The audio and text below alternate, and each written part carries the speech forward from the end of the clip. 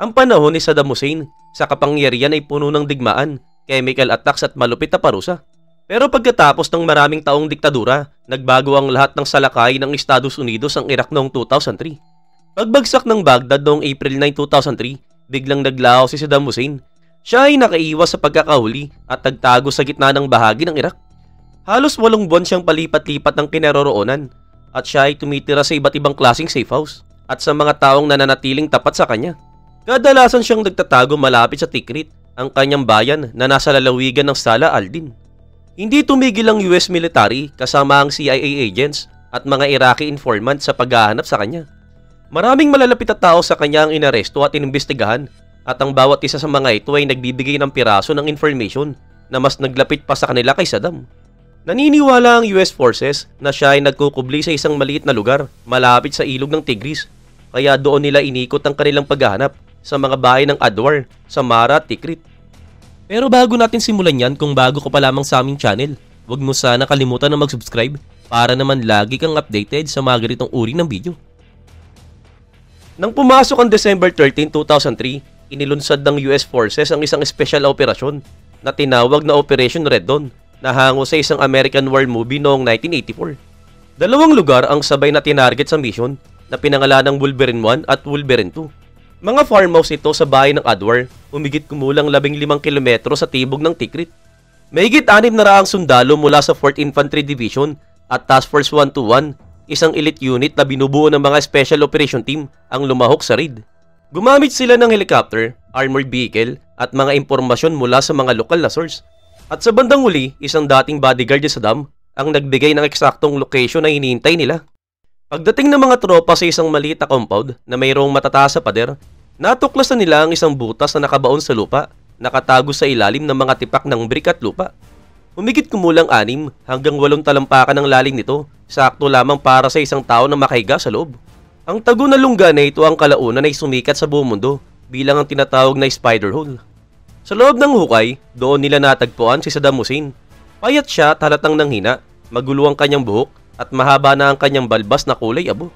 May dala siyang flashlight, isang pistol, at isang sako na may halos $750,000 na cash. Mayroong ding 2 AK-47 na malapit sa kanya, pero hindi niya yung ginamit. Hindi siya nagtangka na lumaban o tumakas, at agad siyang hinila palabas, iginapos at dinala sa kustodiya.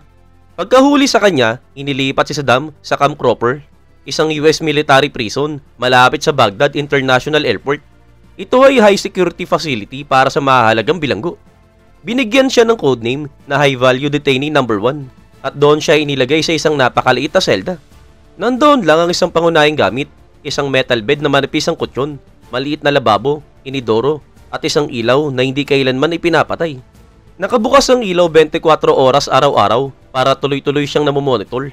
May mga kamera at gwardyang laging nagbabantay at hindi rin siya pinapayagang makipag-usap sa ibang bilanggo. Ang karamihan ng oras niya ay mag-isa at 1 oras lamang bawat araw siyang pwedeng lumabas sa maliit na bakuran para maglakad. Pinayagan din siyang magkaroon ng ilang librong Arabic kasama ang Quran na madalas niyang basahin. Marami siyang isinusurat na liham at record at ang ilan sa mga ito ay pinapadala sa kanyang mga anak na babae na nakatira sa Jordan. Madalas din siyang ini-interrogate ng American officials at intelligence officers at ang isa sa kanila ay si FBI agent George Piro na ilang buwan siyang ini-interview noong 2004. Ayon kay Piro, kalmado at talagang madiskarte si Saddam. Hindi siya nagpapakita ng mga pagsisisi o takot at naniniwala siya na sa bandang huli, ituturing siya ng kasaysayan bilang isang dakilang leader at hindi isang kriminal. Paminsan-minsan, nakikita rin niya ang kanyang mga abogado mula sa Iraq at iba pang mga bansa. Patuloy niya pa rin tinatawag ang sarili bilang presidente ng Iraq at hindi kailanman umamin na may mali siyang ginawa. Para sa kanya, ipinagtatanggol lamang niya ang kanyang bansa laban sa mga kaaway. At kahit siya ay nakakulong, umaasta pa rin siya na parang siya ang nasa kapangyarihan. Sa panahon na ito, dumaraan ang Iraq sa isang napakalaking pagbabago. Wala na ang dating Ba'ath Party at nagsisimula na buuin ng isang bagong pamahalaan sa tulong ng Estados Unidos. Noong June 28, 2004, formal na ibinigay ng US ang legal na kustodiya ni Saddam sa Iraqi interim government na pinumunuan ni Prime Minister Iyad Alawi. Ibig sabihin, ang bagong sistema ng batas ng Iraq sa ngayon ang may hawak ng kaso ni Saddam. Subalit may kaakibat itong kondisyon. Kahit nasa ilalim na siya ng batas ng Iraq, si Saddam ay mananatili pa rin sa kustodiya ng US military. Pagkalipas ng halos 2 taon sa bilangguan, sinimulan na sa wakas ang paglilitis kay Saddam Hussein. Ang korte ay tinawag na Iraqi Special Tribunal na kung saan nilikha para litisin ang krimeng ginawa ni Saddam at ang mga matataas na opisyal sa kanyang rehimen.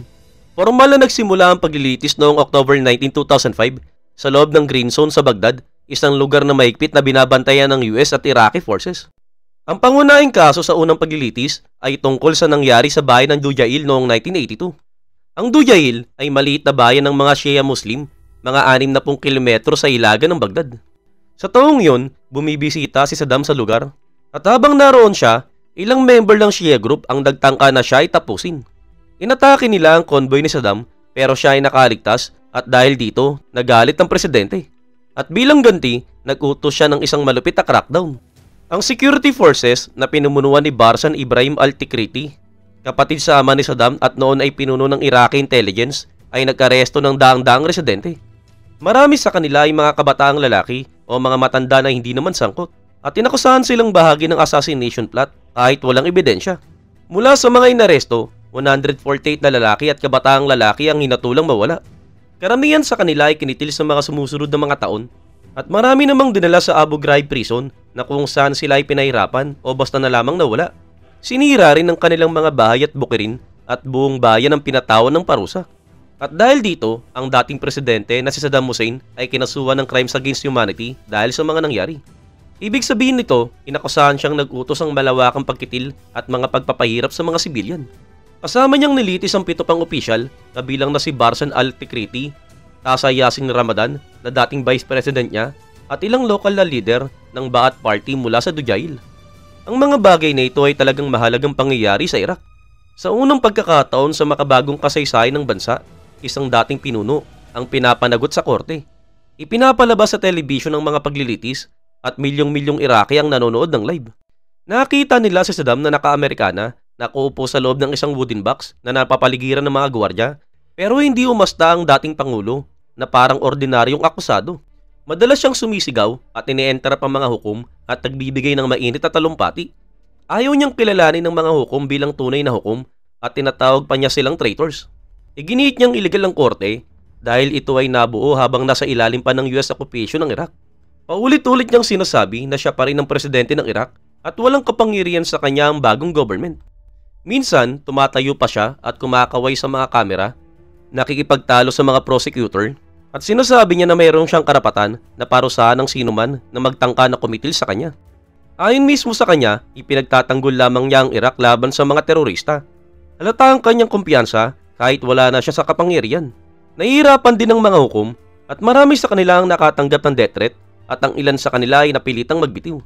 Ang isa pa sa mga naunang presiding judge na si Rizgard Muhammad Amin ay nag-resign noong unang bahagi ng 2006 dahil sa matinding pressure. Pinalitan siya ni Rauf Abderrahman na mas maigpit at sinubukang kontrolin ng courtroom. Sa kabila ng mga sigawan at drama, talagang nagpatuloy ang mga paglilitis. May mga testigong lumantad at ikinukwento ng mga nakaligtas mula sa Dujail ang kanilang karanasan, ang pinahirapan, ang mga kinitil, ang mga pagkawala ng kanilang pamilya. Ipinakita rin sa korte ang mga dokumentong may pirma mismo ni Saddam na nagpapahintulot sa mga pagkitil. Pagkaraan naman ng mahigit 1 taon, ipinahayag na ang hatol noong November 5, 2006. Ang dating presidente ay napatunayang guilty sa pag-utos ng pagkitil sa mga taga-Dujail. At sa mga nangyaring ito, siya ay hinatulan ng kamatayan. Hindi siya nagpakita ng takot, itinaas niya pa ang kamao at sinasabing hindi siya natatakot na mamatay. Naniniwala pa rin siya na siya ang tunay na leader ng Iraq. Pagkatapos maanunsyo ang hatol, agad na nagsampa ng apil ang legal team ni Saddam. Umaasa silang mababaliktad ang hatol o kahit maantala. Ang apila na ito ay dinala sa Iraqi Appeals Court na muling sinuri ang orihinal na paglilitis at ang lahat ng ebidensya. Ilang linggo ang ginugol ng korte sa pag-review ng lahat. Subalit noong December 26, 2006, ipinayag ng Iraqi Appeals Court ang kanilang final na decision. Kumpirmado ang hatol na kamatayan ni Saddam Hussein. Sinabi ng korte na guilty siya sa crimes against humanity at dapat isakatuparan ng orihinal na hatol. Walang karagdagang pag-aantala. Final na ang decision. Ayon mismo sa batas ng Iraq, kapag naaprubahan ng appeals court ang death sentence, dapat itong isakatuparan sa loob ng 30 araw. Subalit talagang ayaw nang maghintay ng government ang Iraq. Nilinaw ni Prime Minister Nouri al-Maliki na pinuno ng Shia majority government na ipapatupad agad ang parusang kamatayan kay Saddam. Noong mga panahon na yun, malapit na ang Islamic holiday na Eid al-Adha, isang malaking reliyosong celebration ng mga Muslim. Kadalasang may mga kasamang panalangin, charity, at oras kasama ang pamilya. Noong 2006, inaasahang magsisimula ang Eid al-Adha sa December 1 o January 1, depende sa pagtanaw ng buwan. Naniniwala ang government ng Iraq na ang pagpapatupad ng parusang kamatayan bago ang holiday ay magbibigay ng malinaw na mensahe. Ito rin ay magbibigay ng closure sa mga biktima ng rehimen ni Saddam at ipinapakita na ang bagong estado ng Iraq ay may kapangyarihan at kontrol. Kaya pagkatapos ng desisyon ng korte, mabilis na sinimulan ng mga plano para sa pagkitil. Ang mga opisyal ng Iraq, kasama ang US military na may kustodiya pa rin kay Saddam, ay nagtulungan para ayusin ang paglilipat at isakatuparan ng pagkitil. Nilagdaan na ang mga legal na dokumento at pinaigpit ang mga security sa mga kritikal na lugar, kabilang na ang bilangguan at lugar ng pagkitil.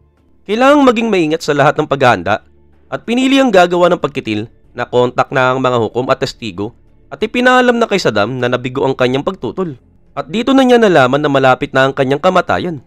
Noong gabi ng December 29, habang nasa Camp Crawford pa rin, isang US military prison malapit sa Baghdad International Airport, sinabi sa kanya na mangyayari na ang kanyang pagkawala kinabukasan ng umaga at ito na ang huling gabi ng kanyang buhay. Ang dating Pangulo ay 69 na taong gulang na at pagkatapos pamunuan ng Iraq ng halos 24 years, siya ay buburahin sa pamamagitan ng pagsabit. Sa gabing yon, nananatiling kalmado ang dating Pangulo, subalit siya ay naging tahimik. Hindi na siya sumigaw o nakipagtalo. Ayon sa mga nakakita sa kanya, siya ay mukhang payapa, subalit tinatanggap na ang katapusan. At talagang hindi siya umiyak o humingi ng awa. Ginugol niya ang huling oras sa panalangin, pagbabasa ng Quran at pagsusulat ng liham. Ang isa sa mga liham ay para sa kanyang pamilya na kung saan siya ay nagpapaalam na. Ipinasa niya ang kanyang huling abilin sa isa sa kanyang mga abogado na umiiling ng simpleng Islamic burial sa kanyang bayan sa Al-Wadja, malapit sa Tikrit na kung saan siya ay pinanganak. Hiniling niya na siya ay ilibing sa tabi ng kanyang mga anak na sina Uday at Qusay na nakitil ng US Forces noong 2003 sa isang engkwentro sa Mosul. Wala siyang huling hiling para sa kapatawaran at hindi rin siya nagpakita ng mga pagsisisi sa mga nagawa niya habang siya ay nasa kapangyarihan. Sa gabing yon, napakatahimik ng bilangguan, ang mga sundalong Amerikano ay nakabantay at nagsimula ng ihanda ng mga opisyal ng Iraq ang huling hakbang, ang paglilipat kay Saddam para sa kanyang pagkitil. Ayon mismo sa batas ng Iraq, dapat mangyari ang pagsabit bago sumikat ang araw. Sa maagang umaga ng December 30, 2006, bandang 3 AM, opisyal na inilipat ang dating Pangulo mula sa kustodiya ng US patungo sa government ng Iraq. Isa itong legal na hakbang, may lagda sa dokumento na nagpapatunay sa paglilipat at pagkatapos nga nito, wala ng kontrol ng mga Amerikano kay Saddam. Dinala ang dating Pangulo mula sa Camp Crawford at sinundo sa ilalim ng mabigat na security patungo sa Iraqi Military Intelligence Headquarters sa distrito ng Kadhimiya, Baghdad. At ang gusali na ito ay ginawang lugar ng pagkitil matapos matanggal sa pwesto ang government ni Saddam. Napapalibutan ng gusali ng mga armadong gwardya, bawal ang mga outsiders na lumapit. Sa loob naman handa na ang lahat, ang kahoy na platform, ang lubid at ang gallows, at maraming tao ang naghihintay sa salid. Naroon ang mga hukom na Iraqi na nagtatrabaho sa kanyang paglilitis. May mga opisyal mula sa Ministry of Justice at dumating na rin ang ilang mga religious clerics. Nariyan na ang mga gagawa na handa na sa kanilang tungkulin. Kasama rin sa loob ng kwarto ang mga lalaki na nawalan ng pamilya dahil sa ginawa ni Saddam, lalo na mula sa bahay ng Dujail. Ang dating Pangulo ay nakaputing shirt, madilim na overcoat at tsinelas, at nakatali ang kanyang mga kamay sa likod. Bago pa siya mawala, inalok na siya ng itim na hood para takpan ng kanyang muka na karaniwang ginagamit sa pagkitil. Subalit tumanggi ang dating Pangulo at sinabi niya na nais niyang harapin ang kamatayan nang nakabukas ang kanyang mga mata. Bandang alas 5:50 ng umaga, nagsimula ng maglakad ang dating Pangulo patungo sa kitilan. Mayroong 13 hakbang patungo sa hanging platform at dahan-dahang siyang umaakit ng walang tulong. At pagdating sa itaas, inilagay ng tagahatol ang lubid sa kanyang leeg. Habang nangyayari ang mga bagay na ito, mayroong ding ilang tao sa silid ang nagsimulang sumigaw. Ilan ang tumawag ng pangalan ni Mustafa al-Sadr, isang Shia cleric, na ang ama, si Muhammad Sadiq al-Sadr, ay kinitil ng puwersa ni Saddam noong 1999. At mayroong ding nagsabi ng ilang masama kay Saddam. Hindi lumaban o sumigaw si Saddam at sinabihan niya ang mga tao na huwag kumilos ng ganito. Pinaalala niya na ito ay legal na sandali ng katarungan, hindi pagkakataon para sa pagiganti. Pagkatapos, sinimulan niyang magdasal ang Shahada, ang Muslim Declaration of Faith. Subalit bago pa niya matapos ang pangalawang linya ng panalangin, biglang bumukas ang trapdoor sa ilalim ng kanyang mga paa. Eksaktong alas 6 ng umaga, lokal na oras, kinitil na ang dating Pangulo. At pagkatapos nga nito, lumapit na ang mga doktor at dito na nag-declare na nawala na talaga siya sa sandaling bumagsak na ang kanyang katawan. Nanatiling nakasabit ang kanyang katawan ng ilang minuto at bahagi ito ng standard procedure upang matiyak na siya ay wala na. Pagkatapos ito, inilipad ang katawan ni Saddam patungo sa Al-Wadja at inilibing siya sa isang simpleng puntod sa loob ng moske na siya mismo ang nagpagawa. Noong December 31, dumalo ang kanyang pamilya at mga lider ng tribo sa libing. Pinayagan ito ng government ng Iraq upang maiwasan ang karagdagang alitan.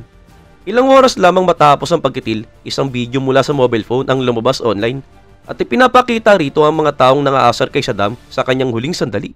May ilan na nag-chants ng political slogan, may iba naman na natatawa. Maraming mga Iraqi, kahit na ang mga galit kay Saddam ay nagulat. Sabi nila, ang pagkitil ay tila paghiganti at hindi katarungan. Ang United Nations at ang mga human rights group ay talagang pinuna rin ng paraan ng pagkitil. At ayon mismo sa kanila, ito ay unprofessional at nakasira sa proseso ng batas. Talagang iba-iba ang opinyon ng mga tao sa buong mundo. Marami ang naniniwalang nararapat lamang na makitil ang dating Pangulo dahil sa kakilakilabot niyang ginawa habang nasa kapangyarihan. Ang isa sa mga pinakamasaklap na halimbawa ay ang Halabja gas attack noong March 1988 na kung saan ginamit ng kanyang puwersa ang chemical na armas laban sa Kurdish town sa Halabja. Mga 5,000 sibilyan ang nakitil, kabilang na ang kababaihan at bata, at libo-libo pa ang napinsalaan, at isa ito sa mga pinakamalalang chemical attack sa kasaysayan laban sa mga sibilyan. Kasunod nito, naroon ang nangyari sa Dujail noong 1982 na siyang pangunahing kaso ng paglilitis niya. Pinangunahan rin ng dating Pangulo ang Iraq sa dalawang malagim na digmaan.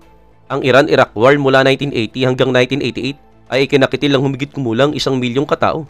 Noong 1990 naman, sinakop niya ang Kuwait na nagpasimula ng Gulf War.